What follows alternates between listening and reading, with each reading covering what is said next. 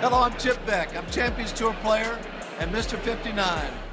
It's really hard to leave competitive golf, but it's the first time in my life that I'm not in competitive golf. It's like I want to play these tournaments, but I'm not in. You're gutless. Those were the words Seve Ballesteros spit at the Americans during the most hostile Ryder Cup ever played. And at the center of it all, Chip Beck, a man known for his faith, his positivity, and his unwavering sportsmanship. How does a guy who preaches that with positivity, anything is possible, end up accused of breaking the rules in golf's nastiest war? This is the story of the man who got caught in the storm. Chip Beck wasn't supposed to be the villain. He was the eternal optimist, the guy who believed in himself so deeply that his personal motto became his brand. Believe in yourself. With positivity, anything is possible. This wasn't just marketing talk. Beck was a devout Catholic who actively supported Catholic charities through his family foundation. His favorite movie, It's a Wonderful Life. This was a man who built his entire identity on faith and fair play. But here's the thing about Chip Beck's career. It tells you everything you need to know about who he was as a player. 4 PGA Tour wins, not bad, but 20 runner-up finishes. 20. That's not just a statistic, that's a psychological profile. Beck was supremely talented. He won the Varden Trophy in 1988 for the lowest scoring average on tour. He spent 40 weeks inside the top 10 of the world golf rankings, and he became only the second player in PGA Tour history to shoot a 59. But those 20 runner-up finishes, 3 of them were in major championships, 2 US Opens and 1 Masters. Beck was the almost man, the guy who consistently put himself in contention at the highest levels, but maybe lacked that ruthless killer instinct required to close. He was a steady hand, a follower, not a brawler. And that's the irony that makes this story so compelling. Because in 1991, this man of profound positivity was about to be dropped into an event of profound and calculated negativity. The 1991 Ryder Cup wasn't just a golf tournament, it was war. Played at Kiowa Island on Pete Dye's brutalist ocean course, a track described as harder than Hogan's Heart, this event became known as the War by the Shore. And that nickname wasn't an exaggeration. Belligerence seemed to be the sentiment of the week. This wasn't accidental. The Americans were desperate. They'd lost in 1985 and 1987. They'd only managed to tie in 1989. The Europeans had dominated them. So U.S. captain Dave Stockton decided to weaponize home field advantage to its absolute limit. At a pre-event dinner, he screened what he called a history of the Ryder Cup film, but it wasn't history. It was propaganda, a highlight reel of American victories that completely ignored the fact that Europeans had won the last 3 editions. The visiting team was incensed. Then there was the Gulf War factor. This was 1991. Desert Storm had just ended. American player Corey Pavin wore a Desert Storm cap during play. Some reports even mention a flak jacket. The nationalism was off the charts. A local radio station was accused of making middle-of-the-night calls to the hotel rooms of European players. This wasn't a friendly contest. This was psychological warfare. And into this tinderbox walked Chip Beck. He was a captain's pick by Dave Stockton, and Stockton's choice was telling. He famously picked Beck over the explosive, newly crowned 1991 PGA champion John Daly. Stockton wanted experience. He wanted stability, not more fireworks. So he paired the steady Beck with the fiery Paul Azinger. Fire and ice. Beck was supposed to be the grounding rod, the calming influence, the guy who would keep Azinger from exploding. That's what makes what happened next so brutally ironic. But before we get to Friday morning at Kiowa, we need to talk about 1989, because the 1991 controversy wasn't random. It was payback. 2 years earlier at the Belfry, Paul Azinger and Seve Ballesteros had their first war. During their singles match, Ballesteros wanted to change his ball on the second green. He claimed it was cut. In the gentleman's game, a player's word on such a matter is typically accepted, but Azinger disagreed. He called in the match referee for a ruling. The referee sided with the American. For Ballesteros, this was unforgivable. Azinger hadn't just questioned the ball. He'd questioned Sev's integrity. Later in that same match, there was another rules dispute on the 18th hole. Azinger had opened the door. He'd been a stickler for the letter of the law over the spirit of the game, and Seve Ballesteros never forgot. So when the 1991 Ryder Cup began, Seve wasn't just looking for a point. He was waiting for an opportunity to hold Azinger to the very same exacting standard. The tension between these two men was more than just a personal grudge. It represented 2 completely different philosophies about golf itself. Azinger believed in playing by the exact rules as written, every letter, every comma. If the rulebook said it, that's what mattered. Ballesteros believed in something deeper, the spirit of the game, the unwritten code, the gentleman's agreement that had governed golf for centuries. When those 2 philosophies collided in 1989, it created a wound that never healed, and by 1991, that wound was infected and ready to explode. Think about it from Sev's perspective. He was one of the greatest players who ever lived, a 5-time major champion, a magician with a golf club who could create shots nobody else could even imagine, and this American had publicly questioned his honor in front of referees, in front of cameras. in front of the golf world. For a man like Ballesteros, that wasn't just a rules dispute, it was a declaration of war. So when Seve saw Ozinger and Beck switching balls on that Friday morning in 1991, he didn't just see a rules violation, he saw an opportunity, a chance to return the favor, a chance to hold Ozinger to the same impossible standard Ozinger had held him to 2 years earlier, and he was absolutely going to take it. Friday morning, first match of the 1991 Ryder Cup. Foursomes. Alternate shot. Paul Ozinger and Chip Beck against Seve Ballesteros and Jose Maria Olazabal. And here's where the rules come in. In foursomes at the time, teams had to play one single model and compression of ball for the entire match. You could only replace a ball if it was lost, cut, or damaged. Switching balls for tactical reasons, like using a harder driving ball on a par 5 and a softer spinning ball on a par 3, was a clear violation. The one-ball rule wasn't some obscure technicality buried in the rulebook. It was fundamental to foursomes play. Every player knew it, every caddy knew it. It was discussed in team meetings before the matches began. This wasn't something you could accidentally forget, and yet somehow, Ozinger and Beck either didn't know they were breaking it or chose to ignore it. Either explanation is damning. If they didn't know, they were incompetent. If they did know, they were cheating. There's no third option that makes them look good. What do you think about this whole situation? Was it gamesmanship or straight up cheating? Let us know in the comments below. And if you love hearing the untold truths behind golf's biggest controversies, make sure you're subscribed. Somewhere around the 5th hole, the Europeans noticed something. Ozinger and Beck were switching balls. On the 7th tee, Ballesteros and Olazabal claimed they saw the Americans switch to a different compression ball. Seve would later say they did this at least 3 times. But here's what's crucial. The Europeans didn't call the penalty immediately. Instead, they brought it to their captain Bernard Gallagher at the turn. They waited. Why did they wait? Because Seve understood something crucial. Catching someone in the act is one thing, but letting them dig themselves deeper, letting them commit to the violation multiple times, and then confronting them when you have overwhelming evidence, that's strategy. That's psychological warfare. Seve wasn't just trying to win a hole with a penalty. He was trying to get inside their heads. He was trying to rattle them so badly that they'd fall apart for the rest of the match. And it worked perfectly. By the 10th tee, the Spaniards were 3 down. They were losing badly, and that's when the dispute escalated. Ballesteros pointed out the breach of the one-ball rule. Ozinger reacted furiously. A referee was called, and what happened next is the most controversial part of the entire story. Phase 1, denial. Ozinger flat out denied any wrongdoing. When the referee asked if they'd switched balls, Ozinger said no. Phase 2, the ruling. The Americans were then informed that it was too late for any penalty to be applied. Because the Europeans hadn't called out the violation at the time of the incident on the 7th hole, the Americans could no longer be penalized by the loss of a hole. Phase 3, admission. Only after this realization, only after it became apparent to them that they were procedurally safe from any penalty, did Ozinger and Beck admit to inadvertently switching balls at the 7th hole. Read that sequence again. Deny. Get a favorable ruling. Then admit. This wasn't an honest mistake followed by an immediate apology. This was getting caught breaking a rule, denying it, and then admitting it only when immune from penalty. And Chip Beck, the man of positivity, was an active party to this denial and subsequent tactical admission. Here's what makes this so damning. If it was truly an innocent mistake, why deny it? Why not just say immediately, "Oh, you're right, we made an error, we're so sorry"? That's what you'd expect from someone who genuinely didn't know they'd done anything wrong. But that's not what happened. The denial came first. The truth only came out when it was safe, when there were no consequences. That's not the behavior of someone who made an honest mistake. That's the behavior of someone who got caught and was trying to avoid punishment. And Chip Beck was right there. The man who believed positivity could conquer anything. The man who supported charities and watched It's a Wonderful Life. He was part of this calculated response. He stood there while his partner denied it. He stayed silent while the ruling was made. And only then, only when the coast was clear, did he participate in the admission. For a man who built his entire public image on integrity and faith, that moment defined everything that came after. Think about what was going through Beck's mind in those moments. He had to have known they'd switched balls. He had to have known it was wrong. Yet he said nothing when Ozinger denied it. He let his partner lie to the referee. He waited until it was safe to tell the truth. That's not just being a loyal teammate. That's being complicit. That's sacrificing your principles for the sake of winning a golf match. And for someone like Chip Beck, whose entire brand was built on faith and positivity and doing the right thing, that compromise had to have eaten away at him. The American defense was simple. We made a mistake, but we certainly weren't cheating. Ozinger argued that since their motive wasn't to consciously gain a tactical advantage, it wasn't cheating. It was an honest mistake. But that defense conveniently ignores the deny, rule, admit sequence that had just played out. And then Seve Ballesteros delivered one of the most famous and psychologically devastating lines in the history of golf. It has nothing to do with cheating. Cheating and breaking the rules are two different things. Think about that for a second. Seve was making a critical distinction. Breaking the rules is an objective fact, a fact the Americans had just been forced to admit. Cheating is a subjective accusation of intent and character. By refusing to use the word cheat, Seve masterfully claimed the moral high ground. He was saying, I don't need to call you a cheater. You admitted you broke the rule. That is all that matters. This was Seve at his absolute best, not just as a golfer, but as a competitor. competitor, as a strategist, as a psychological warrior. He understood that winning the argument was more important than winning the penalty. He understood that making Azinger and Beck look like fools was more valuable than getting back a single hole. He played the long game, and he destroyed them. By the 10th tee, Ballesteros knew he couldn't win the penalty, so the confrontation wasn't about the rules. It was pure psychological warfare. He used the moral victory of forcing their admission to fuel his competitive comeback. By taking the high road and refusing to call them cheaters, he simultaneously cemented his own moral position and left Azinger's honest mistake defense sounding hollow and self-serving. And the psychological gambit worked. Seve's caddy Billy Foster famously described what happened next. The blood went up through his eyeballs and out through his ears. He was absolutely frothing at the mouth, raging. From 3 down at the 10th, this frothing Spanish pair put on a clinic. They won 5 of the next 8 holes. On the par 3 17th, Ballesteros holed a 25-foot big breaking birdie putt. They defeated Azinger and Beck 2 and 1. The Americans may have avoided a penalty on the 10th tee, but they lost the match. Thoroughly routed by a competitor they had infuriated. For Chip Beck, the incident set a disastrously negative tone. That loss in the opening foursomes was just the beginning. He and Azinger were paired again in the afternoon 4 balls. They lost again. Beck finished the 1991 Ryder Cup with a personal record of 1 win, 2 losses, and 0 halves. His lone point came in a singles match. The irony is almost too perfect. Beck was chosen for his stability, his steadiness, his ability to keep his cool under pressure, and instead he became part of the most volatile, controversial, and psychologically destructive moment of the entire event. The man picked to be the calming influence ended up in the center of the storm. The U.S. team would go on to win the 1991 Ryder Cup 14.5 to 13.5, but the victory was razor thin. It was only secured when Bernhard Langer missed a 6-foot par putt on the 18th hole of the final singles match. And while the U.S. won the trophy, the 1991 Ryder Cup is remembered for the war on the shore, the ill tactics, and the bad sportsmanship. The ball-switching incident was the stem of accusations against the U.S. side that defined the event. The American victory has always felt tainted. They won the cup, but in a way that confirmed the win at all costs mentality. This event transformed the Ryder Cup from a gentlemanly exhibition into a grudge match. And the Azinger-Beck versus Seve Ballesteros match was its ground zero. Before 1991, the Ryder Cup was competitive but friendly. After 1991, it became tribal, nationalistic, hostile. Players stopped being friends. Crowds became aggressive. Every match felt like a street fight, and you can trace all of that back to this one moment, to this one confrontation on the 10th tee at Kiowa Island. Now here's the thing. Chip Beck's career wasn't defined by this single day. He returned in 1993 as a crucial player in the U.S. victory at the Belfry, which remains the last time the United States has won on European soil. His overall Ryder Cup record is a stellar 6 wins, 2 losses, and 1 half, a .72 point percentage. Despite his historic 59, his Vardon Trophy, and his winning Ryder Cup record, Chip Beck's legacy is inextricably tied to this single moment of controversy. He's the man of positivity who was party to a denial and a tactical admission. He was the steady hand who, as Azinger's partner, was nonetheless involved in breaking the rules. He's the unwilling protagonist in Seve versus Zinger Part 2. The story of Chip Beck in the 1991 Ryder Cup isn't that he was a cheater. It's that he was a man in the storm, a partner in an incident whose ill tactics would come to define the modern combative and compelling theater of the Ryder Cup. A man whose nice guy persona was for one day swallowed by the war by the shore. Chip Beck believed that with positivity, anything is possible. But at Kiowa Island in 1991, he learned that even positivity can't survive when the game loses its grace. If you enjoyed uncovering the truth behind the war by the shore, make sure you're subscribed because we've got even more forgotten stories from golf's wildest rivalries coming your way.